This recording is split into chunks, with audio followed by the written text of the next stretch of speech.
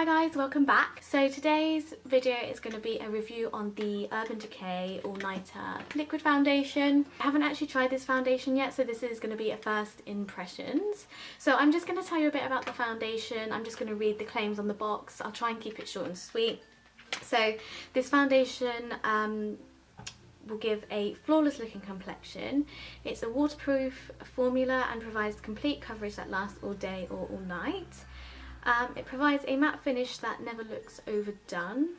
It says that this foundation is perfect for all night affairs and other scandalous activities, and this revolutionary formula is also comfortable enough to wear every day.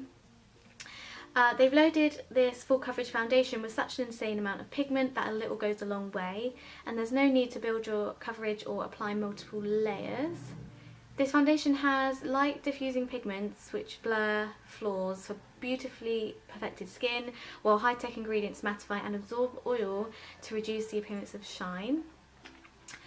So that's basically the claims of the foundation. My skin at the moment is quite normal. My skin's quite dry, but it seems to be okay at the moment. So there's just a little bit of dryness on my cheeks. I couldn't decide whether to do half a face with primer and half a face without, but in the end I just kind of thought that when I apply my foundation I always have a primer on. So for this video I'm not going to do half a face without primer. I'm just going to put primer all over and see how I get on. But if you find it helpful to see what foundation is like without primer, then please let me know, because I'll start doing half a face with primer and half a face without. So the primer that I'm going to use today is the Olay Hydration and Flawless Blur. This really doesn't make my skin too different, it just adds a bit of hydration. That's personally what I need.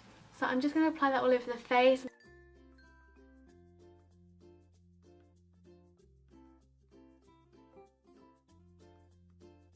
the foundation comes in a box like this. I've gone for the shade number 3. I've heard that this foundation does oxidize, so I'm going to do a little swatch on my hand. And then do a fresh swatch a bit later on, just so you can see the difference in shade when it first comes out of the bottle and when it oxidizes. So this is kind of what my skin looks like. I haven't got any tan on, so I didn't go and get shade matched. I just ordered this online. I just had a little look at swatches that people had done, watched a few YouTube videos and just kind of saw what shade they were and compared myself, and I just thought shade 3 would be a good match. So hopefully it will match, otherwise that's going to be interesting. So what I am going to do is I'm going to apply the foundation. I'm going to apply half of my face with a brush. I'm going to use the Real Techniques Expert Face Brush, and then for the other half I'm going to use my Real Techniques Beauty Sponge. Ignore how dirty and gross my sponge is, I need to get a new one. This is what the foundation looks like. I really like the packaging, but if I'm being honest with you, I don't really mind too much about packaging. It's more about the product. But for those that do, and of course it is a nice touch, I love it. It's really sleek, it feels really strong. I don't feel like it's going to crack or anything like that. I'm just going to take one pump on my finger. I'm just going to, it's quite a lot, I'm just going to kind of dot that around. Let's start with the brush first.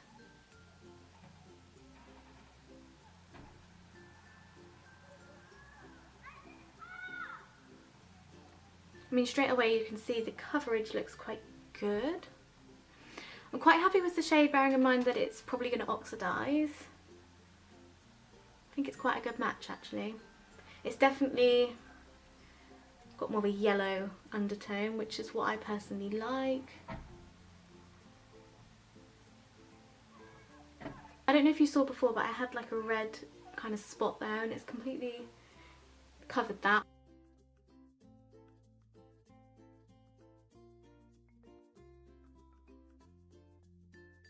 The brush has applied it well, but you can see the brush marks, but I don't really think that's the foundation's fault. So I'm going to go ahead with my beauty blender now. Obviously I've damped my beauty blender. I'm just going to start pressing that into the skin.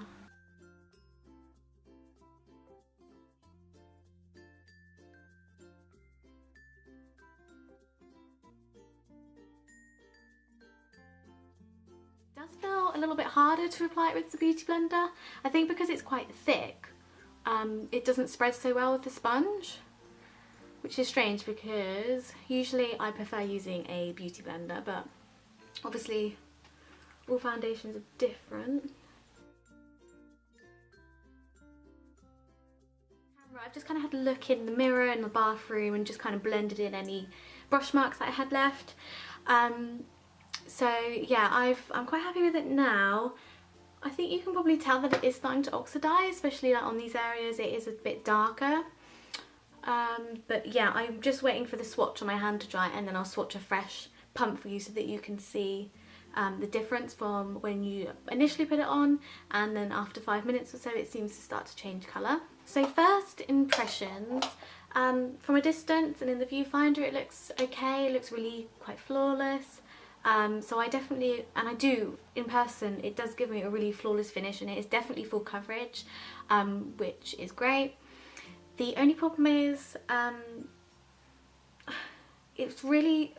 it has caught to my dry patches. It does say that you don't need a lot of this and a little bit goes far, but I'd say I used the usual amount. I probably end up using about 2 pumps in the end. For me personally, that it doesn't really bother me how much I have to use to cover my face. I'll use whatever, but if it bothers you, I don't think you can really get away with 1 pump. You do need to work fast with this foundation because it does dry quite quickly, and obviously if it's a matte foundation it's just kind of gonna stick down. You can't really move it once it's dried. I am really happy with the shade that I got. It definitely oxidizes.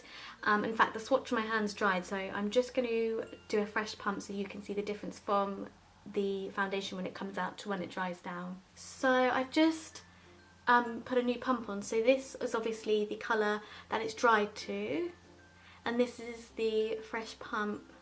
So as you can see, that looks really pale compared to that, and in fact that looks quite orange. So as you can see, there's a big difference in shade from when you pump the foundation out to when it actually dries down. So if you're going to get this foundation, just bear that in mind when you're choosing a shade. I'm just going to use that foundation that I've just pumped out and see how the foundation layers up. It does claim that you shouldn't have to layer it because it's so flawless and pigmented, but I'm just going to see what happens anyway. I definitely would not recommend layering with this foundation. It's just made the foundation stick to my skin even more. I would definitely suggest, if you're going to use this foundation, to work in sections because it dries quickly and because you can't layer it. It does look quite cakey on my forehead. Now I've just added a bit more. Yeah, and it's starting to look a bit cakey on my cheeks because I did just put a bit more there as well. So I'm going to go and apply the rest of my makeup. Like, it's just going to go really cakey and things are going to stick to it. But I'm going to go and do that off camera, and then I'm going to come back and let you know how it goes. Okay, so I've just done my makeup. So I'm just going to feed back to you guys how I felt everything applied on top of it. So I do like the look. Now I've got some makeup on, I much prefer the foundation, but on its own I really don't like it at all. I did find that the powders went on a bit cakey. Like, I haven't really been able to blend out my contour very well just because the foundation was kind of stuck to my skin. That just kind of meant everything else just kind of clinged onto that. So just bear that in mind if you're using it, that you will have to have like a light hand when you're applying your blush, bronzer or contour. So yeah, I mean, you can kind of see it looks a bit muddy, and I really tried my best to blend it out, but it was just so stuck to the foundation that I just really struggled. So I mean, from afar, like looking in the viewfinder, I really like the look of it. It looks really flawless. My skin looks like a really nice colour, but up close everything just looks a bit cakey. I'm just going to see if I can zoom you in and kind of show you the bits where it kind of looks really caked up. So I mean, you can't really see it too much, but it kind of just all looks very built up around this area. Everything looks a little bit stuck together and a little bit dry. On my forehead is the worst. I still don't know if I can really pick it up on camera. It's just really clung to the dry patches on my forehead, and it really sunk into my like fine lines as well, and it was quite hard to get it out, like, you know, blend it out of my laugh lines and my forehead. It's just like really dried in there. So I don't like it for that reason. So now I'm just going to summarise the pros and cons. So I definitely agree that it's full coverage. It did really blank out the redness on my cheeks that I have, and any blemishes that I had. It really just covered over those perfectly. I do agree that it's pigmented. I feel like my skin's got like a nice warmth to it. The foundation didn't really feel like it needed setting, which was quite nice, because if you're using a matte foundation, you don't want to have to use loads of powder over that, otherwise it can look cakey. But in my opinion, the foundation looks cakey on me with or without powder. So I did, on this side of my face, I did dust just a little bit of pressed powder, translucent pressed powder, and I don't really think it made any difference, to be honest with you, because the foundation does feel like it just sinks into your skin and just locks in.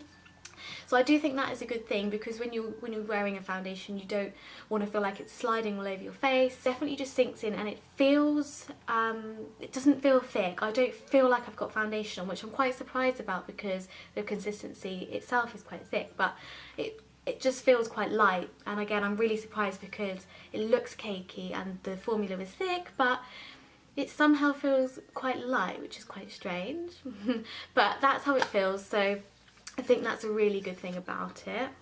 So now onto the negatives. I just don't think it's the right foundation for people like me who tend to have dry areas of skin. So as my cheeks are quite dry and it's really clung to parts of my cheek, and I do have a dry patch up here, which I kind of forgotten about, because on a day-to-day basis I use quite luminous foundation, so they don't tend to stick to my dry patches, but it's definitely reminded me that I've got dry skin up here. And as I mentioned before, it definitely sinks into your laugh lines or wrinkles, and it's quite hard to kind of blend them out, because it really sinks in. So once it's in that wrinkle, it's hard to get out. Another negative is obviously that it oxidizes, so it's going to be difficult finding a shade, because whatever one you put on, it's going to be a shade darker. In, I'd say it was still oxidizing when I was putting on my makeup. So from the ones that I showed you earlier, this is the first one that I did, and that's the second one that I did, and you can see that it's still darker than that one. So just be wary when you're putting it on. You're not doing it in a rush, and you pop it on and then go out, and then you come back and you're going to be orange. So it might be best to go and get shade matched, or if you are going to choose your own shade, just bear in mind that it's going to go much darker. Another negative as well is that you can't really layer the foundation. So as I showed you earlier, when I tried to do another layer, it just looked really cakey. I mean, it does say on the packaging that it's not meant really for layering, it's just you don't need much of it. Basically all they say is you don't need much of it, because it's such a thick full coverage foundation. But sometimes once you've done one layer, you just want to add a bit more in certain places, but you just can't do it with this foundation. So it claims that you could wear this foundation every day. If you like full coverage foundations, I think this is quite wearable for a day-to-day basis, because like I said, you can't feel that you've got the foundation on your skin, which is what you want when on a day-to-day basis when you're at work or whatever. You don't want to feel like you're wearing a lot of foundation, and it doesn't feel like that at all. But I will try to come back in a few hours and just show you the foundation and see if it's clogged up anywhere, if I've got oily in any places. I do tend to get oily sometimes on my forehead and kind of next to my nose, but that happens with all foundations. So if that does happen, that wouldn't be something that's not normal for me. But if I don't get a chance to come back on camera, I will leave an update in the description bar. I might even do like a mini review on my Instagram as well, so keep an eye out for that. So the question, which I think really sums the video up, is would I buy this foundation again? At the moment, no. The main reason being that it's just completely clinged to the dry parts of my skin. So close up, it really doesn't look that great. However, I am quite blown away from the coverage. In the viewfinder, my skin looks really flawless and perfect. I do agree with most of the claims. It's pigmented, it's full coverage, and it does feel lightweight. It's just a shame that it's not right for my skin type.